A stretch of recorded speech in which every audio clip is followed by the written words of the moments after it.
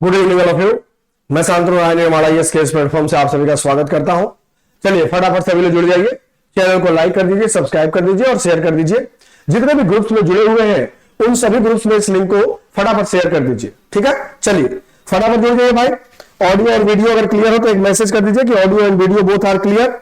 ठीक है, मेरी आवाज अगर आप लोगों तक पहुंच रही है तो एक मैसेज कर दीजिए। ठीक है, चलिए फटाफट जुड़ जाइए भाई। खंबा गाड़ी नमस्कार, गुड इवनिंग। चलिए फटाफट सभी लोग जुड़ जाइए। ठीक है, फटाफट सभी लोग जुड़ जाइए। ठीक है, चलिए जैसा कि आप लोगों को पता है कि हम लोगों ने एमसीक्यू और पीवाईक्यू के माध्यम से अभी जो एंशिएंट हिस्ट्री और मॉडर्न हिस्ट्री हम लोग पढ़े हैं उसका एक रिवीजन कर रहे हैं। 5-6 क्लास में क्वेश्चंस के माध्यम से एक रिवीजन हम लोग कर रहे हैं, जिससे हमें यह पता चल जाए कि जो हम लोगों ने पढ़ा है उस पर जो प्रश्न पूछे जाते हैं या नए प्रश्न पूछे जाएंगे उनको हम कर पा रहे हैं कि नहीं कर पा रहे हैं। ठीक है, और इसके बाद हम लोग दिल्ली सल्तनत की शुरुआत करेंगे। चलिए तो फटाफट जुड़ जाइए। इसी क्रम में इस क्लास में हम इस पर बात करते हैं, तो फटाफट आ जाइए। ठीक है, चलिए तो आज के पहले सवाल को लेते हैं। और आज का पहला सवाल क्या है भाई कि ब्रह्म समाज के बारे में निम्नलिखित में से कौन सा कथन सही है। पहला, इसमें मूर्ति पूजा का विरोध किया गया। दूसरा, धार्मिक ग्रंथों की व्याख्या के लिए इसने पुरोहित वर्ग को अस्वीकारा। तीसरा, इसने इस सिद्धांत का प्रचार किया कि वेद त्रुटिहीन है। करें निम्नलिखित कूटों के आधार पर सही उत्तर को चुनिए। और यूपीएससी 2012 में प्रश्न पूछा गया है। ठीक है, तो चलिए जरा फटाफट इस प्रश्न का जवाब दीजिए कि इसका उत्तर क्या होगा। ब्रह्म समाज के बारे में निम्नलिखित में से कौन सा कथन सही है। पहला, इसने मूर्ति पूजा का विरोध किया। दूसरा, धार्मिक ग्रंथों की व्याख्या के लिए इसने पुरोहित वर्ग को अस्वीकारा। तीसरा, इसने इस सिद्धांत का प्रचार किया कि वेद त्रुटिहीन है। सही उत्तर इसमें क्या है, चयन कीजिए। बताइए भाई, फटाफट जवाब दीजिए कि इसका सही उत्तर क्या है। बताइए तो, चलिए फटाफट जवाब दीजिए इसका सही उत्तर क्या है भाई। फटाफट जवाब दीजिए।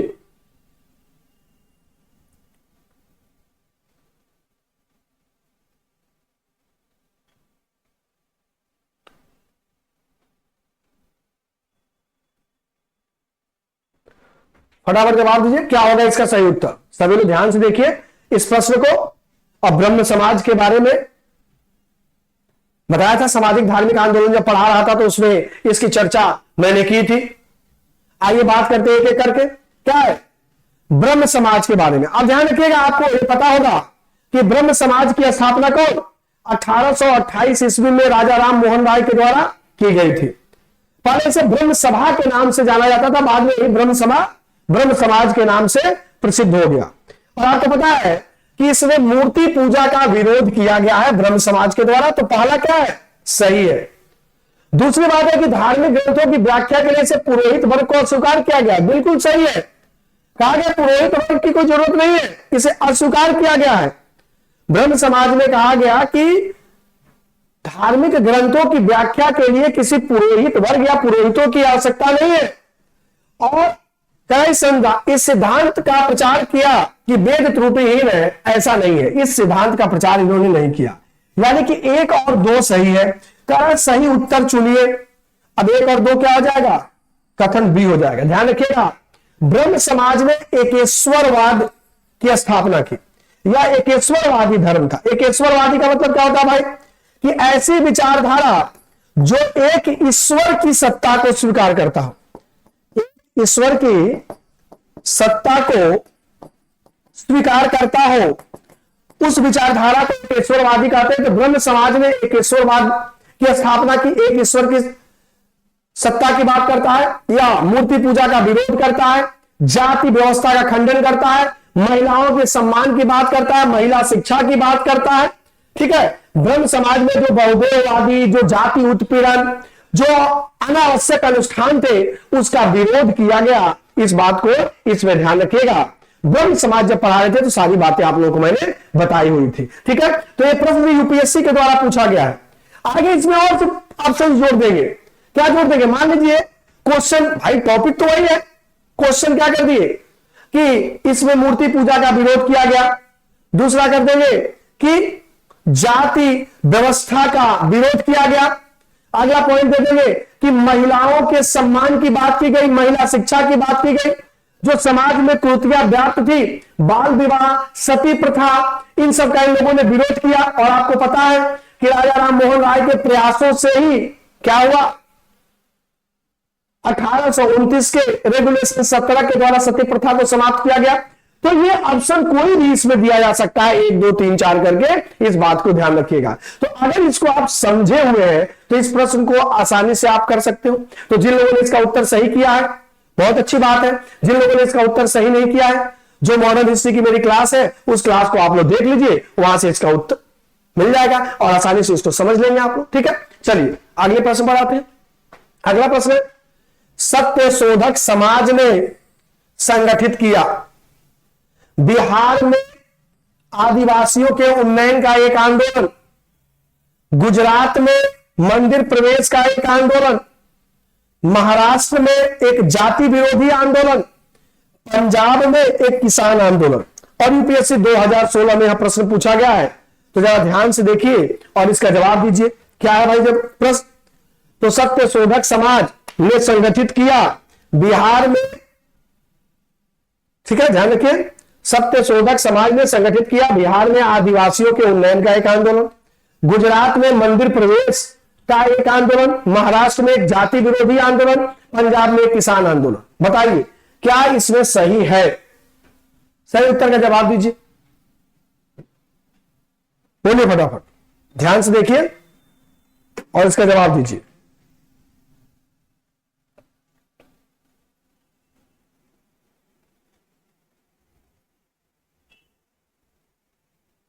ठीक है, चलिए फटाफट जवाब दीजिए सभी लोग भाई। ठीक है, बिल्कुल, बाकी लोग भी जवाब दीजिए।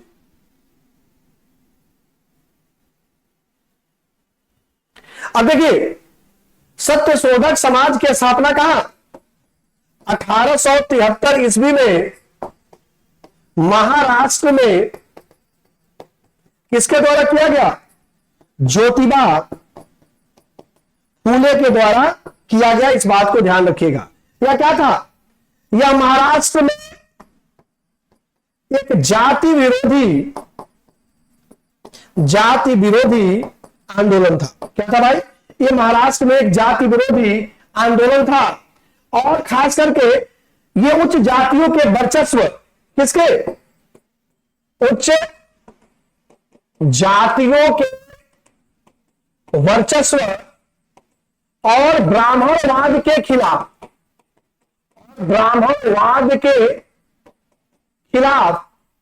यह आंदोलन शुरू किया गया, इस बात को ध्यान रखिएगा।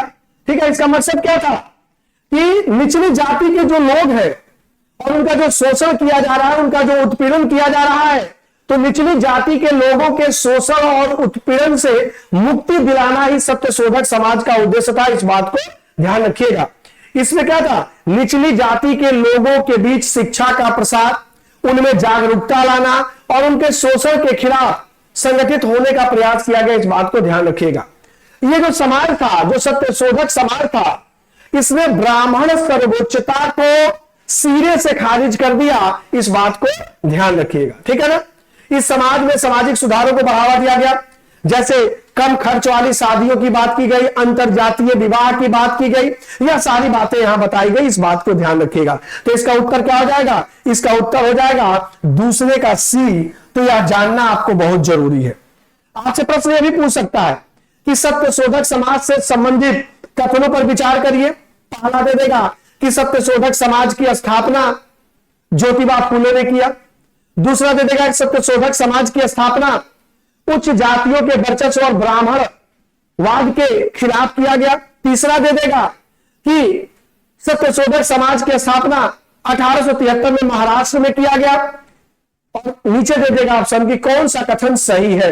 तो अगर आप सत्य शोधक समाज के बारे में जानते हैं, क्यों इस समाज की स्थापना की गई, इसके क्या उद्देश्य थे, किसके विरोध में शुरू किया गया, तो बड़े ही आसानी से इस पर कोई भी प्रश्न, ये थीम आपको समझना है कि अगर इस थीम पर प्रश्न पूछे जाएंगे तो आप उस प्रश्न को कैसे समझोगे।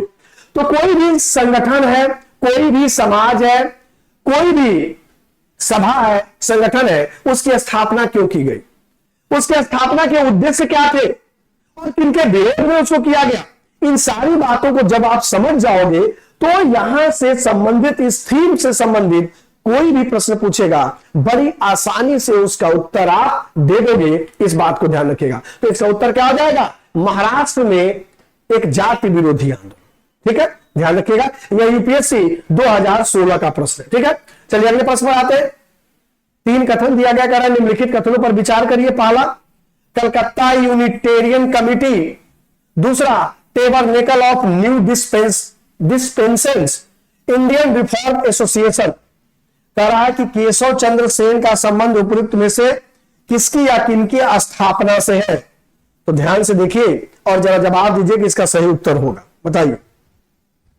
Calcutta Unitarian Committee, Tabernacle of New Dispensation, Indian Reform Association, इन तीनों में केशव चंद्र सेन का संबंध किसके स्थापना से है, बताइए। फटाफट जवाब दीजिए कि इसका सही उत्तर क्या होगा। ध्यान से देखिए और इसका उत्तर क्या होगा, जवाब दीजिए।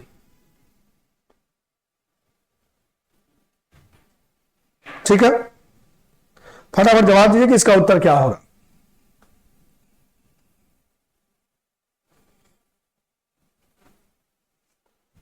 बोलिए, फटाफट जवाब दीजिए, सही उत्तर क्या होगा, बताइए।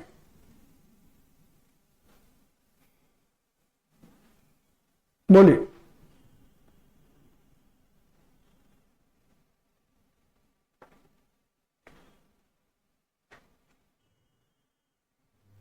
फटाफट जवाब दीजिए।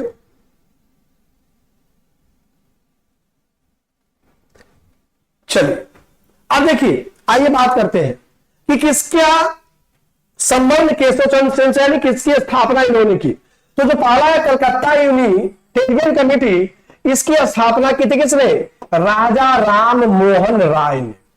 राजा राम मोहन राय ने कलकत्ता यूनिटेरियन कमेटी की स्थापना की थी। तो पहला तो नहीं होगा, अब जिस ऑप्शन में पहला है उसको आप हटा दीजिए। तो ए में पहला है, ये नहीं होगा, डी में पहला है, ये नहीं होगा। अब आपके सामने 2 ही ऑप्शन बचे। अब ध्यान रखिए, कलकत्ता यूनिटेरियन जो कमेटी है, इसकी स्थापना राजा राम मोहन राय, देवेंद्रनाथ टैगोर और विलियम एडम ने मिलकर की थी। इस बात को ध्यान रखिएगा, देवेंद्रनाथ टैगोर और विलियम एडम, इन तीनों ने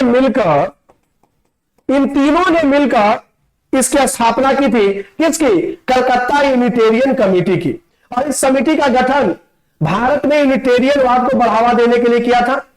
ठीक है, इसमें उन ब्राह्मणों को साथ लाने की बात किया गया था जो राजा राम मोहन राय के मित्र थे। अब देखिए, टेबरनेकल ऑफ न्यू डिस्पेंसेशन, इसकी स्थापना 1868 में इसकी स्थापना की गई। इससे संबंधित है केशव चंद्र सेन। और इंडियन रिफॉर्म एसोसिएशन की भी स्थापना केशव चंद्र सेन ने की। और ध्यान रखिएगा, यह वही नाम है जो ब्रह्म विवाह में वैध बनाने के लिए विवाह की न्यूनतम आयु जो तय किया गया, वो वही नाम है इंडियन रिफॉर्म एसोसिएशन। इसको आप एक और नाम से जानते हो, भारतीय सुधार संघ के नाम से। इसमें विवाह के न्यूनतम आयु को तय किया गया था, विवाह के न्यूनतम आयु को तय किया गया था। इस बात को इसमें ध्यान रखिएगा, इसमें तय किया गया था विवाह के न्यूनतम आयु। ठीक है, इस बात को ध्यान रखिए। तो पहला जो है कलकत्ता यूनिटेरियन कमेटी, या राजा राम मोहन राय, देवेंद्रनाथ टैगोर और विलियम एडम के द्वारा किया गया। और बाकी दोनों का संबंध केशव चंद्र सेन से है, यानी कि 2 और 3 क्या हो जाएंगे, सही हो जाएंगे, बाकी गलत हो जाएगा। ठीक है, इस बात को ध्यान रखिएगा। अगला प्रश्न, भारतीय इतिहास के संदर्भ में 1884 का रखमाबाई मुकदमा किस पर केंद्रित था। महिलाओं को शिक्षा पाने का अधिकार, सहमति की आयु, दाम्पत्य अधिकारों का प्रत्यास्थापना। करा सही उत्तर का चयन करिए। तो फटाफट जरा जवाब दीजिए। यूपीएससी 2020 में यह प्रश्न पूछा गया है। भारतीय इतिहास के संदर्भ में 1884 का रखमाबाई मुकदमा किस पर केंद्रित था। महिलाओं को शिक्षा पाने का अधिकार, सहमति की आयु, दाम्पत्य अधिकारों का प्रत्यास्थापना। क्या सही है? जवाब दीजिए, ध्यान से देखिए प्रश्न को और सही उत्तर का जवाब दीजिए। ठीक है, बताइए क्या होगा उत्तर, फटाफट जवाब दीजिए।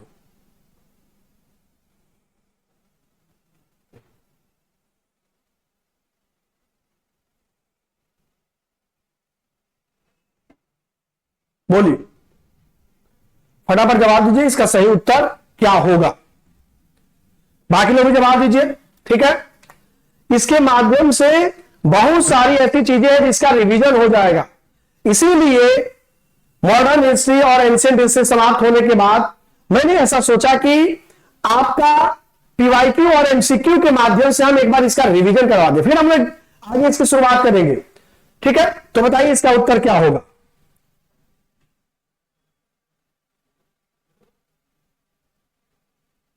फटाफट जवाब दीजिए, बोलिए सही उत्तर क्या होगा।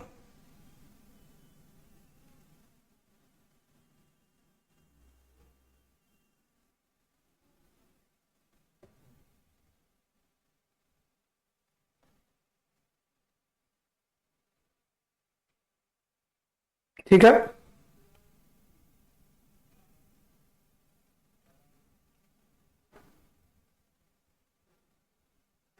अब देखिए, अब रखमाबाई क्या थी भाई? यह एक चिकित्सक थी। क्या थी भाई? ये एक चिकित्सक थी, यानी कि ये एक डॉक्टर थी रखमाबाई। और 1864 से 1955 के औपनिवेशिक भारत में कहा जाता है कि ये प्रथम महिला चिकित्सक थे। इस बात को ध्यान रखिएगा, प्रथम महिला चिकित्सक थी, इस बात को ध्यान रखिएगा। और इन्होंने कानूनी मामले में शामिल थी और आयु अधिनियम 1891 को अधिनियमित करने में इन्होंने महत्वपूर्ण अधिनियम क्या किया? योगदान दिया।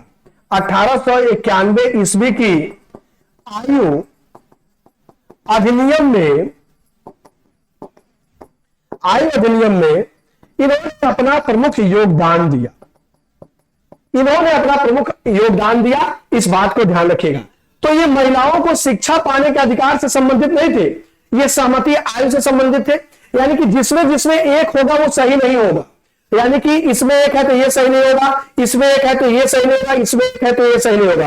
तो अपने आप 3 क्या हो जाएगा? सही हो जाएगा कि दाम्पत्यों या दाम्पत्य अधिकारों का प्रतिस्थापना, इस चीज को ध्यान रखिएगा। ठीक है ना, इस बात को ध्यान रखिएगा। बीका जी ने 1885 में शादी के 12 वर्ष के बाद वैवाहिक अधिकारों की पुनर्स्थापना की मांग की थी।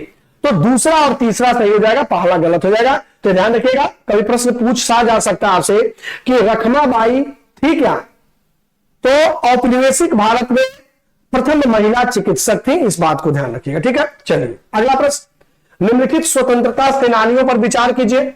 वारिंद्र कुमार घोष, जोगेश चंद्र चटर्जी, रास बिहारी बोस कौन गदर पार्टी के साथ सक्रिय रूप से जुड़ा था या जुड़े थे? जवाब दीजिए भाई फटाफट, क्या होगा सही उत्तर, क्या होगा? निम्नलिखित स्वतंत्रता सेनानियों पर विचार करिए। वारिंद्र कुमार घोष, जोगेश चंद्र चटर्जी, रास बिहारी बोस कौन गदर पार्टी के साथ सक्रिय रूप से जुड़ा या जुड़े थे? ध्यान से देखिए और बताइए इसका सही उत्तर क्या होगा।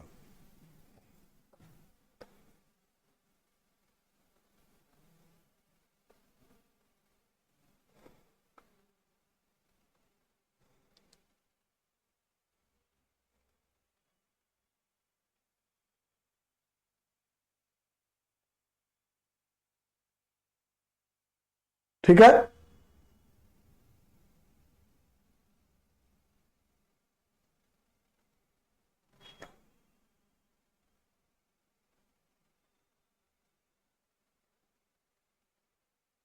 फटाफट जवाब दीजिए भाई। ठीक है, बाकी लोग भी जवाब दीजिए। तो ध्यान रखिएगा, वारिंद्र कुमार घोष और जोगेश चंद्र चटर्जी ये स्वतंत्रता सेनानी तो थे, लेकिन ये गदर पार्टी से नहीं जुड़े हुए थे। गदर पार्टी से कौन जुड़ा था? तो गदर पार्टी से रास बिहारी बोस जुड़े हुए थे, इस बात को ध्यान रखिएगा। कौन? रास बिहारी बोस जुड़े हुए थे। जापानी सरकार ने उन्हें order of the rising sun, order of the rising sun की उपाधि दी थी। किसने? जापानी सरकार ने। ये दोनों भी क्रांतिकारी थे, लेकिन ये गदर पार्टी से नहीं संबंधित थे। गदर पार्टी से संबंधित थे रास बिहारी बोस, जिसे जापानी सरकार ने order of the rising sun के नाम से एक उपाधि दी थी। और ये क्वेश्चन, ये जो ऑप्शन 3 है यही केवल सही है, तो उत्तर क्या आ जाएगा? केवल 3, रास बिहारी बोस। ठीक है, चलिए अगला प्रश्न। खेड़ा के किसानों के पक्ष में महात्मा गांधी के सत्याग्रह संगठित करने का क्या कारण था भाई? पहला, अकाल पड़ने के बावजूद प्रशासन ने भू राजस्व की उगाही स्थगित नहीं की। दूसरा, प्रशासन का यह प्रस्ताव था कि गुजरात में अस्थायी बंदोबस्त लागू कर दिया जाए। कौन सा या से कथन सही है? जरा जवाब दीजिए, इसका सही उत्तर क्या है? ठीक है, फटाफट जवाब दीजिए कि इसका सही उत्तर क्या है। बोलिए, ध्यान से देखिए और बताइए इसका सही उत्तर क्या है। पढ़िए क्वेश्चन।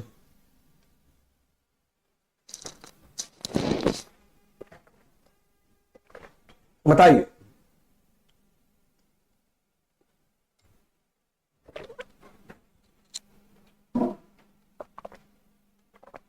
क्या है सही उत्तर? तो ध्यान रखिएगा, बात करते हैं। अब खेड़ा का किसान आंदोलन क्यों हुआ भाई? तो अकाल पड़ा और अकाल पड़ने के बावजूद भी प्रशासनिक अधिकारियों के द्वारा जबरन भू राजस्व की उगाही की जा रही थी। तो पहला तो सही है। जब गांधी इस आंदोलन में शामिल होते हैं तो गांधी ने एक प्रस्ताव रखा सरकार के समक्ष कि वैसे लोग जो स्वेच्छा से राजस्व दे सकते हैं, सिर्फ उन्हीं से सरकार राजस्व ले।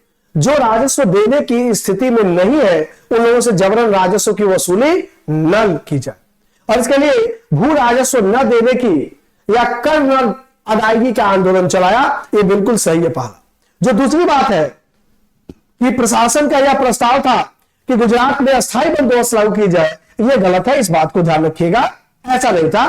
अकाल के बावजूद भी प्रशासन भू राजस्व की उगाही कर रही थी, उसे स्थगित नहीं की थी। लेकिन जब गांधी इस आंदोलन में शामिल होते हैं तो गांधी ने सरकार के समक्ष यह प्रस्ताव रखा कि भाई जो लोग स्वेच्छा से राजस्व दे देते हैं उनसे आप लीजिए, जबरन आप राजस्व की उगाही न करें।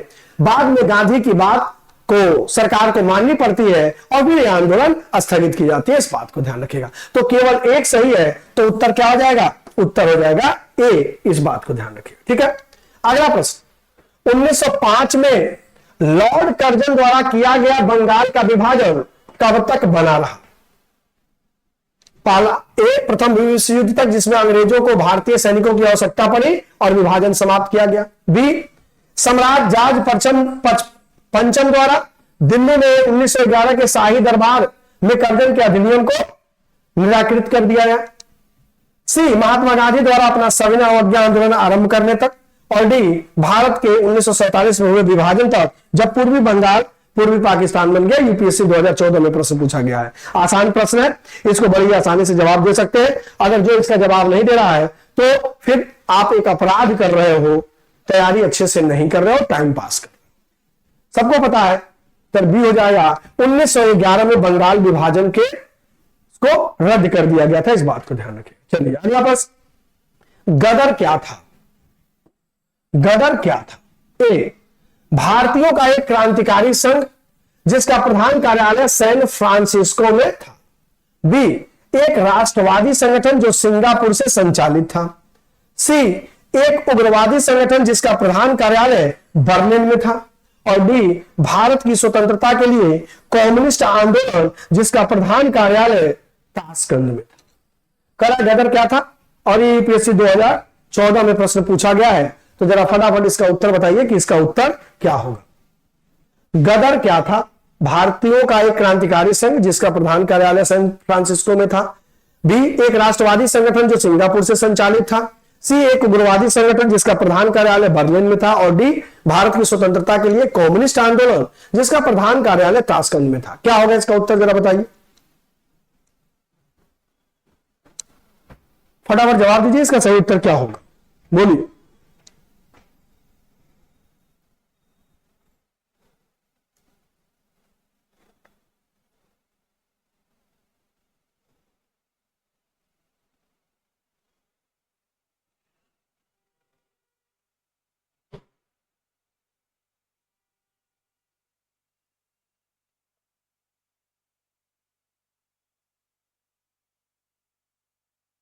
ठीक है, फटाफट जवाब दीजिए कि इसका उत्तर क्या होगा।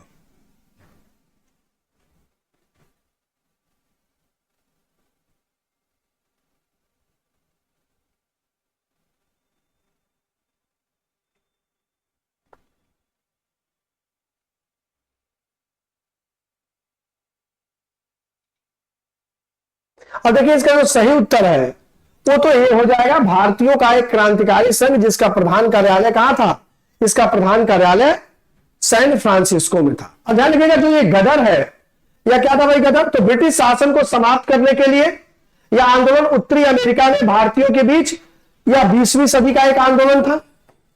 ठीक है, या 20वीं सदी का आंदोलन था, इस बात को ध्यान रखिएगा। और इसकी उत्पत्ति कैलिफोर्निया में अप्रवासियों के संगठन के साथ हुई, जिसने पहले विश्व युद्ध के प्रकोप के बाद सोहन सिंह भाखना के साथ प्रशांत तट के हिंदुस्तानी कार्यकर्ताओं को इसका अध्यक्ष कहा।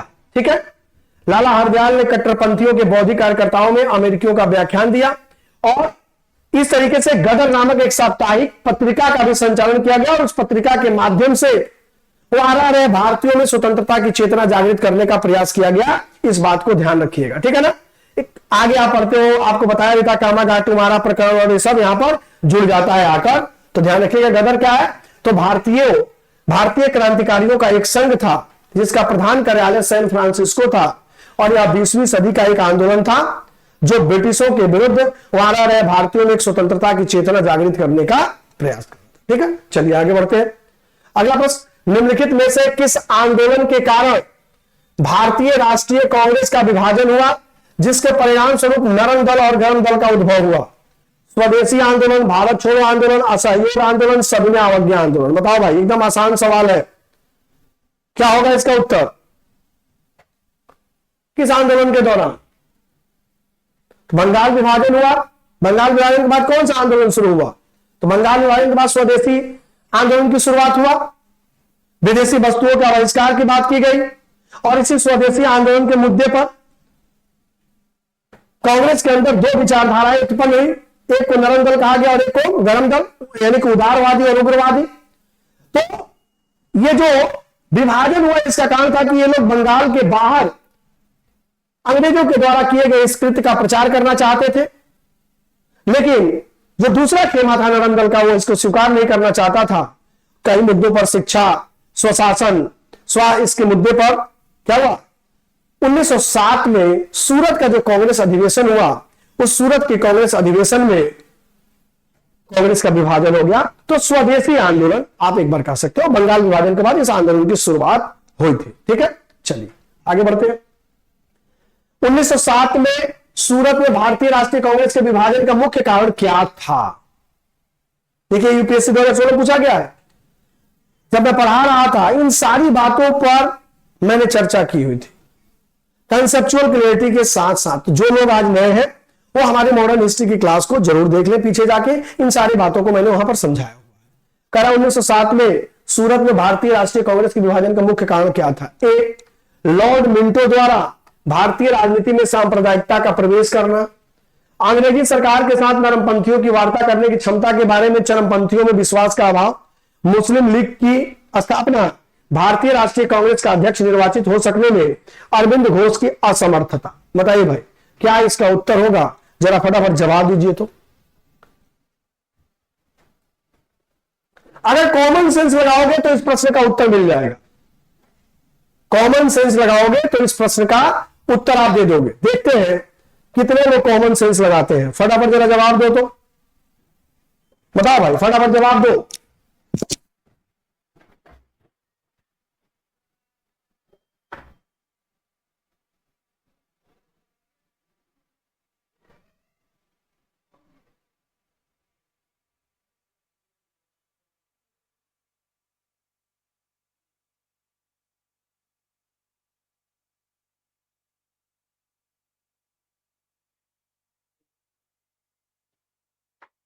चलिए भाई फटाफट बताइए, देखे कितने लोग कॉमन सेंस लगाए हैं।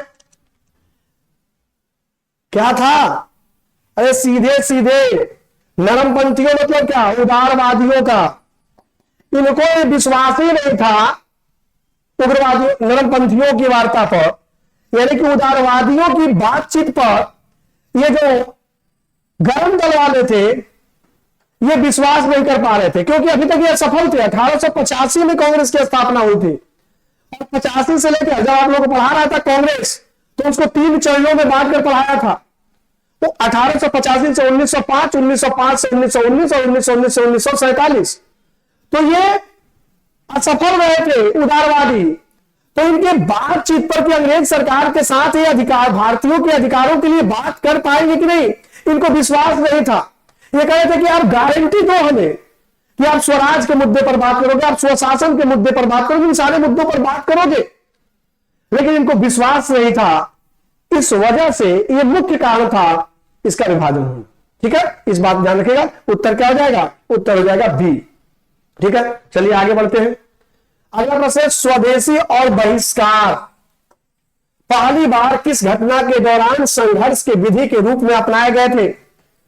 बंगाल विभाजन के विरुद्ध आंदोलन, होम रूल आंदोलन, सहयोग आंदोलन, साइमन कमीशन की भारत यात्रा। जवाब दो भाई, यह भी आसान सवाल है और इसको बताए थे और अभी चर्चा भी करनी है। अब देखिए, ये नहीं यूपीएससी में पूछा गया प्रश्न है, ऐसा नहीं है कि मंगल ग्रह से क्वेश्चन ला के पूछ लिए जाते हैं। जो आपके सिलेबस है वो सिलेबस से उन थीम पर ही प्रश्न पूछे जाते हैं, बस सवाल बदल दिए जाते हैं, टॉपिक तो वही रहते हैं भाई। बताइए, अगर थोड़ा सा भी कोई दिमाग लगाएगा, बिल्कुल सही जवाब, बाकी लोग जवाब बताइए भाई, क्या होगा इसका सही उत्तर?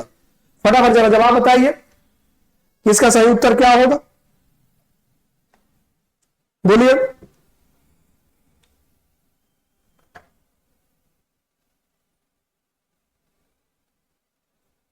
फटाफट जवाब दीजिए, सही उत्तर क्या होगा?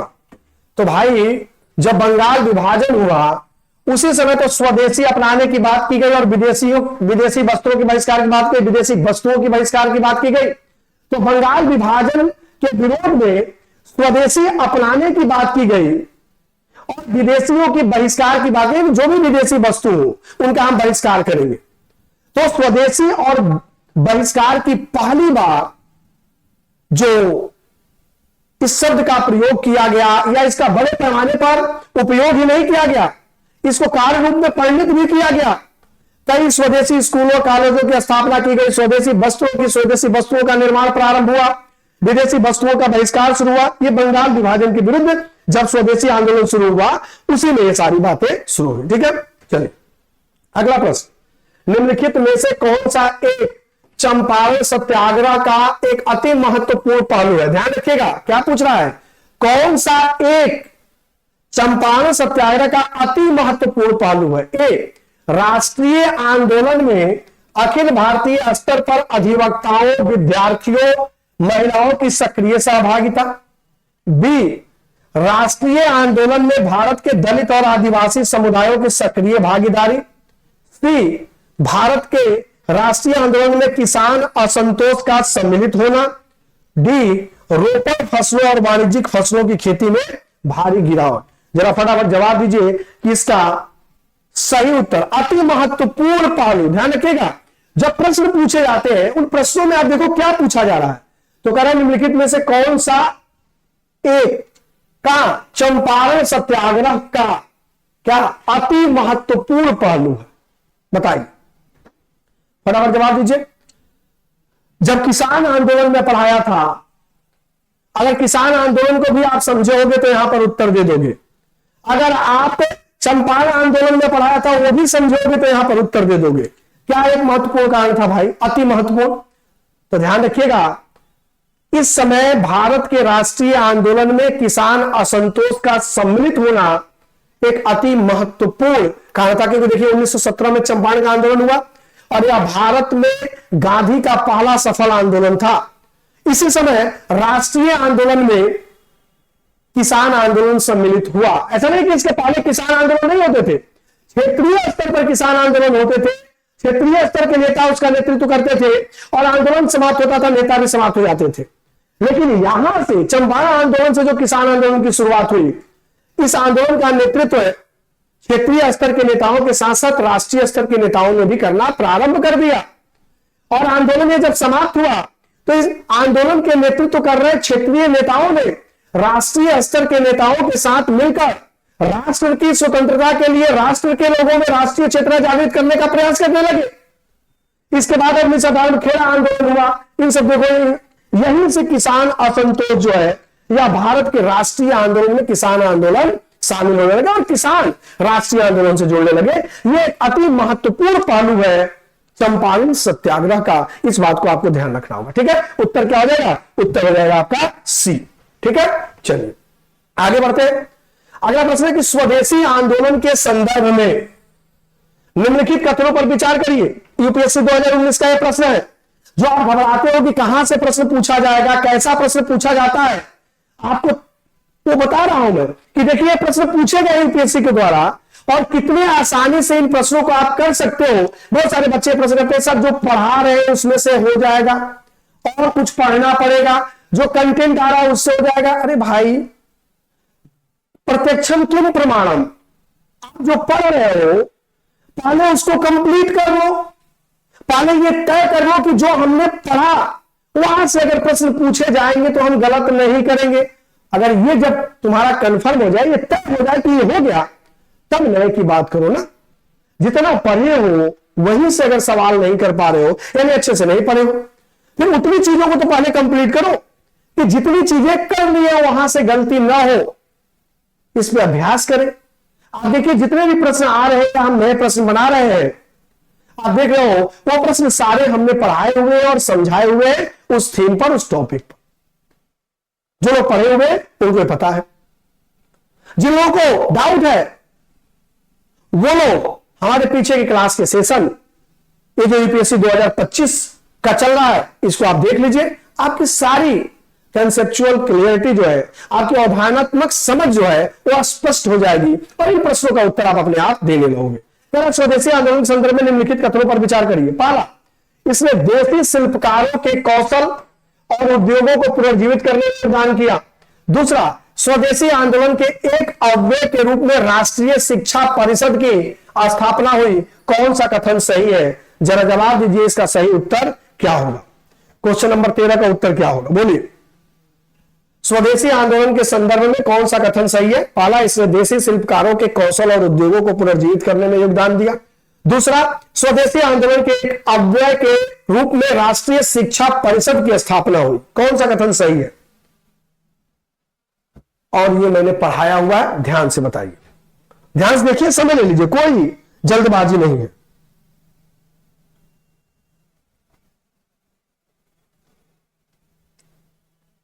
ठीक है,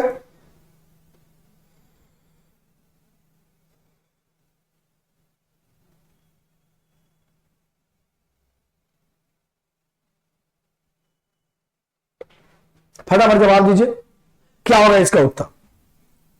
बोलिए, इसका उत्तर क्या होगा? तो आइए बात करते हैं। स्वदेशी आंदोलन की शुरुआत हुई बंगाल विभाजन के बाद। 1905 में बंगाल का विभाजन हुआ।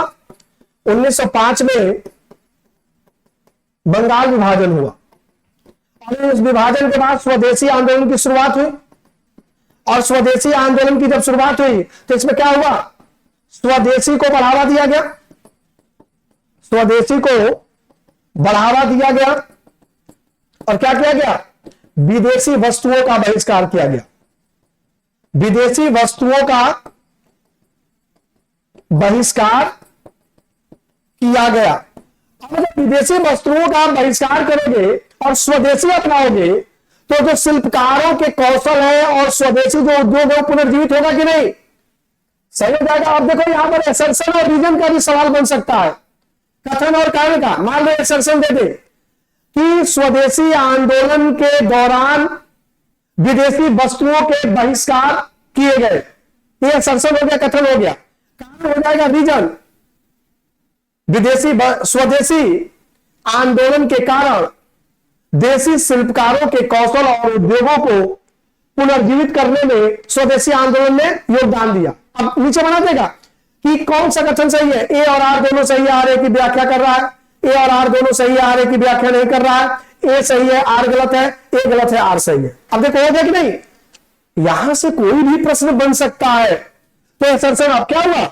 जब बंगाल का विभाजन हुआ, जब स्वदेशी आंदोलन की शुरुआत हुई, तो स्वदेशी आंदोलन का मतलब स्वदेशी वस्तुओं की अपनाने की बात की गई, विदेशी वस्तुओं के बहिष्कार की बात की गई। तो जब विदेशी वस्तुओं का बहिष्कार करोगे, स्वदेशी वस्तुओं को अपनाओगे, तो स्वदेश में बनेगा, तो स्वदेशी तकनीक से बनेगा, हमारे देश में रहने वाले शिल्पकारों के कौशल और हमारे देश में जो उद्योग थे वो पुनर्जीवित होंगे। सही हुआ कि नहीं?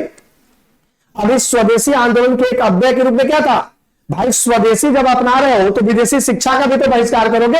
तो 1906 ईस्वी में क्या हुआ, राष्ट्रीय शिक्षा परिषद की स्थापना की गई, कई कॉलेजों की स्थापना की गई, स्वदेशी शिक्षा की बात की गई। तो क्या हो जाएगा, ये दोनों सही हो गया, पहला भी सही है दूसरा भी सही है, उत्तर क्या हो जाएगा, उत्तर सी हो जाएगा, दोनों सही है। तो अगर थोड़ा बहुत अगर आप पढ़े हो समझे हो तो ऐसे प्रश्नों को बड़े आसानी से सॉल्व कर सकते हो, और जो लोग पढ़े हैं वो लोग सही कर रहे हैं। तो शुरुआत में जब मैंने बताया था कि दो तरीके से आपको पढ़ाई करनी पड़ेगी, एक कंटेंट पर आधारित यानी कि तथ्यात्मक, ये थोड़ा कम भी होगा तो चलेगा, लेकिन कंसेप्चुअल क्लियरिटी जो आपकी है ये होनी चाहिए, यानी कि आपकी अवधारणात्मक समझ जो है, अवधारणात्मक समझ होनी चाहिए, यानी किसी भी टॉपिक को पढ़ते हो उसकी एक समझ आपके माइंडसेट में बननी चाहिए, इस बात को ध्यान रखिएगा। और जो लोग हमारी क्लासें किए, हमारी क्लास जिन लोगों ने भी इस निर्माण आईएएस के चैनल पर किया है, उनको एक अवधारणात्मक समझ उन टॉपिकों के बड़े आसानी से बने हुए, इस बात को ध्यान रखिएगा। जिनको लगता है वो फिर से एक बार उन क्लासेस को देख सकते हैं। ठीक है, चलिए अगले प्रश्न पर आते हैं। अगला प्रश्न है कि भारत के स्वतंत्रता संग्राम के काल के संदर्भ में नेहरू रिपोर्ट में निम्नलिखित में से किस किस की अनुशंसा की गई थी? नेहरू रिपोर्ट, भारत के लिए पूर्ण स्वतंत्रता, अल्पसंख्यकों हेतु आरक्षित स्थानों के लिए संयुक्त निर्वाचक क्षेत्र, संविधान में भारतीयों के लिए मौलिक अधिकारों का प्रावधान। सही उत्तर का चयन करिए।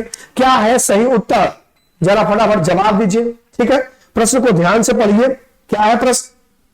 भारत के स्वतंत्रता संग्राम के काल के संदर्भ में नेहरू रिपोर्ट में निम्नलिखित में से किसकी अनुशंसा की गई थी? भारत के लिए पूर्ण स्वतंत्रता, अल्पसंख्यकों हेतु आरक्षित स्थानों के लिए संयुक्त निर्वाचक क्षेत्र, संविधान में भारतीयों के लिए मौलिक अधिकारों का प्रावधान। कौन सा सही उत्तर है, चुनिए। ध्यान से देखिए और बताइए इसका सही उत्तर क्या है, बोलिए। ठीक है, फटाफट जवाब दीजिए।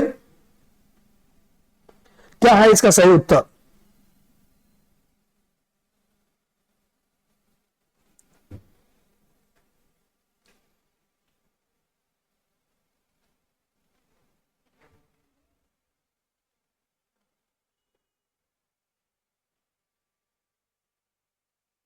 फटाफट जवाब दीजिए भाई।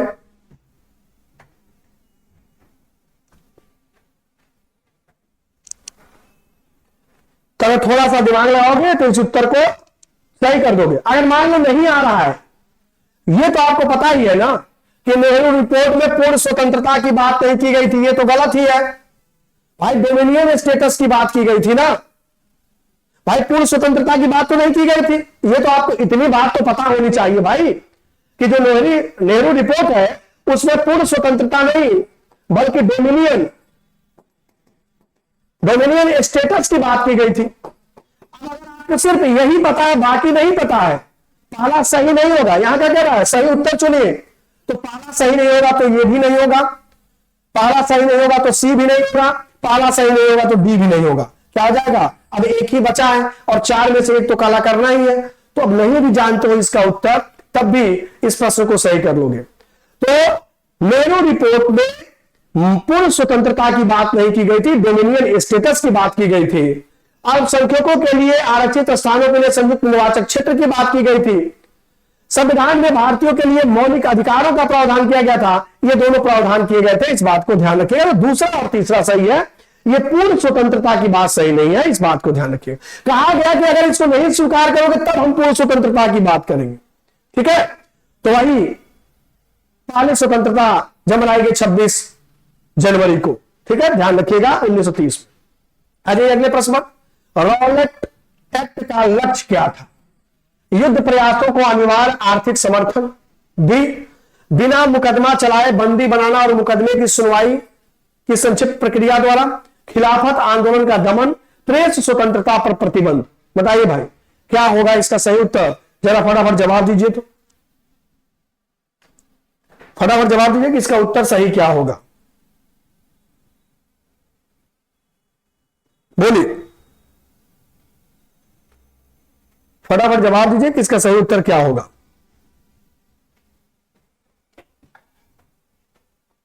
अब आपको ये पता होना चाहिए कि ये काला कानून था, और जब भारत में क्रांतिकारी गतिविधियां बहुत ज्यादा बढ़ गई तो उन क्रांतिकारी गतिविधियों के कारणों के पता करने के लिए एक समिति का गठन किया गया, और इन्होंने कुछ क्षेत्रों का, पंजाब बंगाल आदि क्षेत्रों के आधार पर पूरे भारत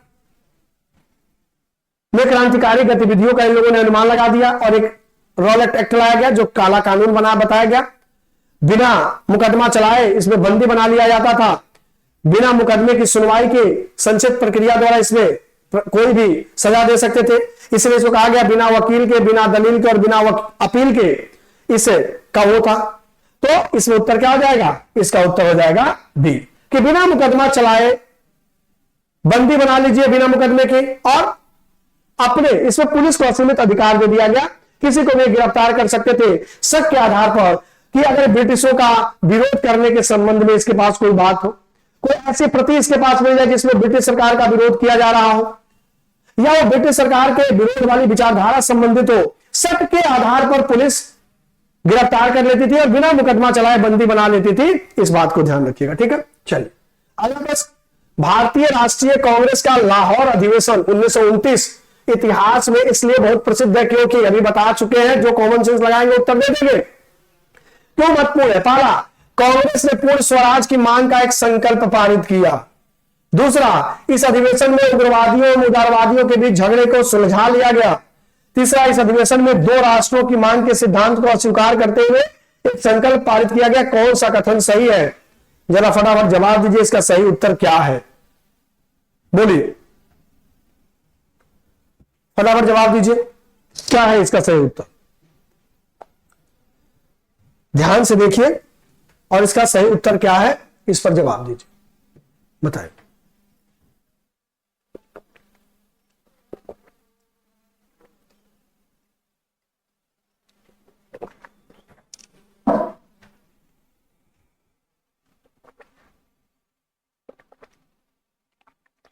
फटाफट जवाब दीजिए भाई।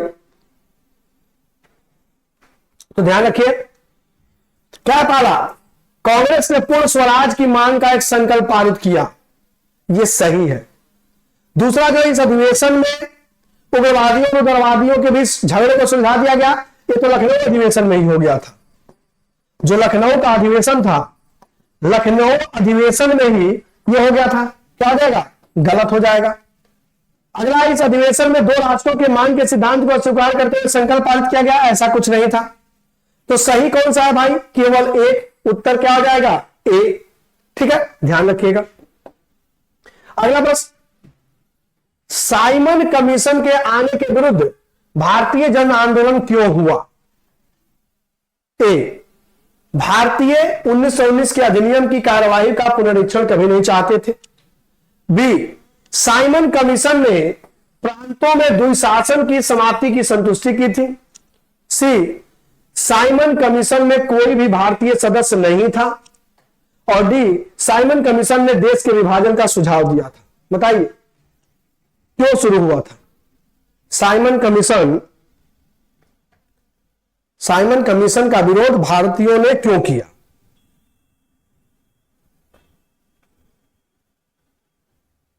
बोलिए।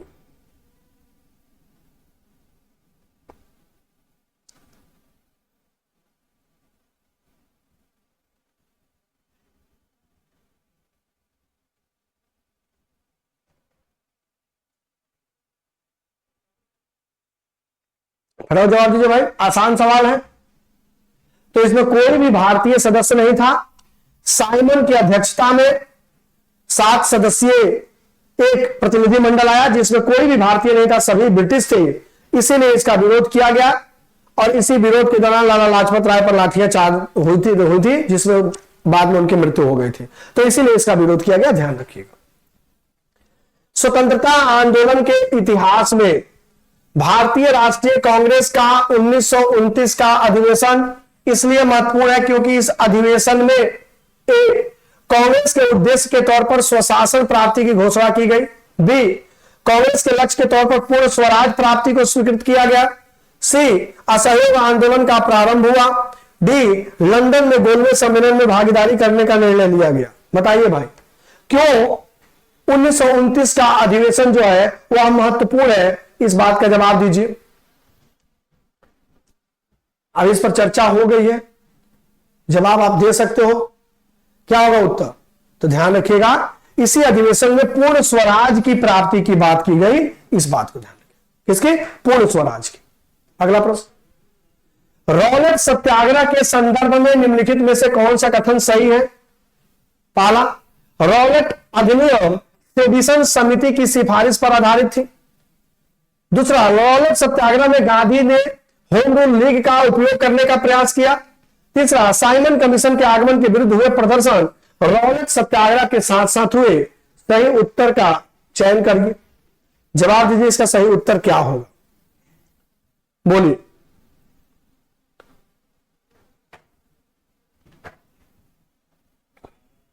फटाफट जवाब दीजिए, सही उत्तर क्या होगा?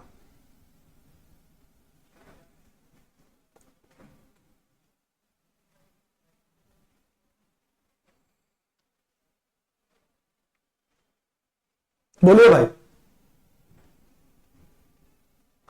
चलिए आगे बात करते हैं। रॉलेट सत्याग्रह के संदर्भ में जो कथन है उस पर बात बताइए, सही उत्तर क्या है? पहला, रॉलेट अधिनियम सेडिशन समिति की सिफारिश पर आधारित था। बिल्कुल सही है, सेडिशन समिति ने ही सिफारिश किया था। दूसरा, रॉलेट सत्याग्रह में गांधी ने होम रूल लीग का उपयोग करने का प्रयास किया। बिल्कुल प्रयास किया। तीसरा, साइमन कमीशन के आगमन के विरुद्ध हुए प्रदर्शन रॉलेट सत्याग्रह के साथ साथ हुए। नहीं, दोनों का समय अलग अलग है। 27 में हुआ और रॉलेट सत्याग्रह पहले हुआ। ठीक है, तो पहला और दूसरा सही है, तीसरा सही नहीं है। इस बात को ध्यान रखिए। अगला प्रश्न, 1920 में निम्नलिखित में से किसने अपना नाम परिवर्तित कर स्वराज सभा रख लिया? All India home rule league, Hindu Mahasabha, south Indian liberal federation, the servants of India society. किसने अपना नाम बदलकर स्वराज सभा रख लिया? जरा बताइए, जवाब दीजिए, इसका उत्तर क्या होगा?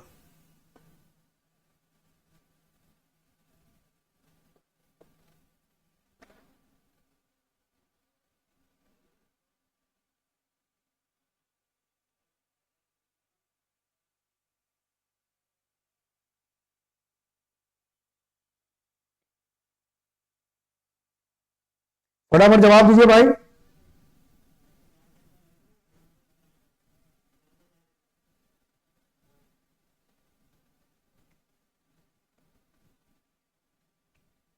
क्या होगा उत्तर?